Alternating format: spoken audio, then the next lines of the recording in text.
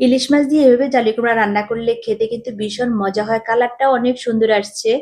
আসসালামু আলাইকুম এভরিওয়ান, আপনারা কেমন আছেন? আমি আলহামদুলিল্লাহ ভালো আছি। আজ আরেকটি নতুন রেসিপি নিয়ে আসলাম। আমার আজকের রেসিপিটি হলো ইলিশ মাছের মাথা লেজ দিয়ে জালি কুমড়া রান্না। এটা একদম ঝোল ঝোল করে রান্না করব। এই তরকারিগুলো আসলে খুব শান্ত, আমি এটাকে খুব শান্ত তরকারি বলে থাকি। ভীষণ মজার একটা তরকারি। আর ইলিশ মাছ দিয়ে কিন্তু জালি কুমড়াটা খুব যায়, একটার সাথে একটা ম্যাচিংটা খুবই ভালো হয়। তাহলে চলুন দেখে আসি রেসিপিটি। আমি প্রথমে কড়াই তেল দিয়ে দিয়েছি, দিয়ে পেঁয়াজ কুচি দিয়েছি, রসুন কুচি দিয়ে দিয়েছি, দিয়ে এটাকে একটু ভাজা ভাজা করে নিব।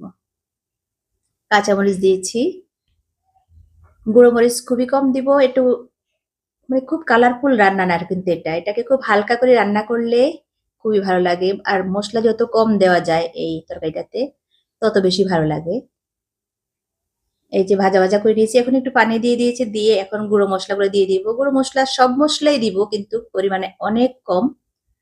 একটু মশলা না দিলে ভালো লাগবে না, কিন্তু বেশি মশলা হলে আর ভালো লাগবে না খেতে। পরিমাপ মতো দিতে হবে, খুবই কম দিয়েছি, হাফ চামচের থেকেও কম। হলুদের গুঁড়া দিয়েছি, জিরার গুঁড়া, ধনিয়ার গুঁড়া, মরিচের গুঁড়া সবই কম কম করে দিয়েছি, কিন্তু দিয়েছি সবই। দিয়েছি লবণ, দিয়ে মশলাটাকে খুব ভালোভাবে কষিয়ে নিয়েছি। মশলা কষানো হয়ে গেছে, তেল উঠে গেছে, এখন একটু পানি দিয়ে দিয়েছি, এখন দিয়ে দিব মাছটা। ইলিশ মাছ কিন্তু আমাদের সবার পছন্দের মাছ। এটা আমরা কিন্তু যে বিভিন্নভাবে খেয়ে থাকি, কিন্তু এই ইলিশ মাছটা আমরা বিভিন্ন তরকারি দিয়ে বিভিন্নভাবে খেয়ে থাকি, তাই না? আসলে অনেক মজার একটা মাছ। যে তরকারি দিয়ে ইলিশ মাছটা রান্না করবেন সেই তরকারিটা কিন্তু মজা হয়ে যায় যদি সঠিকভাবে রান্না করা যায়। ইলিশ মাছটা এত মজার একটা মাছ। এই যে দিয়ে দিলাম মাথা, লেজ এসব দিয়ে রান্না করব ইলিশ মাছের আজকে সেই জালি কুমড়াটা। একটু পানি বেশি দিয়ে কষিয়ে নিয়েছি ভালোভাবে। এখন মাছটা উঠেই ফেলবো, মাথাটা উঠিয়ে ফেলবো, না হয় কিন্তু কাটা কাটা হয়ে যাবে, সেটা আর কিন্তু খেতে ভালো লাগবে না, বাচ্চারা খাবে, রিক্স হয়ে যাবে। এই জন্য সম্পূর্ণটা উঠেই ফেলতেছি। তারপর জালি কুমড়াটা দিয়ে দিব, এই পানিতেই জালি কুমড়াটা দিয়ে দিব। জালি কুমড়াটাকে আমি একটু চাকা চাকা করে কেটেছি।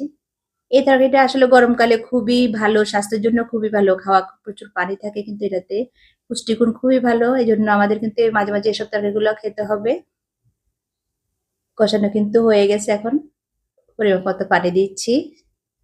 আমি এই তরকারিটা কিন্তু একটু ঝোল ঝোল রাখবো, এটা কিন্তু মাখা মাখা শুকনা এই তরকারিটা কিন্তু ভালো লাগবে না, এটা ঝোল ঝোল হলে খুবই ভালো লাগবে। খুব আমি এটাকে আমি শান্ত তরকারি বলে থাকি, খুব শান্ত শান্ত লাগে খেতে, অনেক ভালো লাগে। একটু ঝোল ঝোল থাকবে এটা। এই যে কালারটা অনেক সুন্দর আসছে, পরিমাপ মতো মশলা দিয়েছি। রান্নাটা কিন্তু আমার হয়ে গেছে, ঝোল ঝোল রাখবো, নামিয়ে ফেললে কিন্তু আর একটু জল টেনে যাবে। এই যে একদম সিদ্ধ হয়ে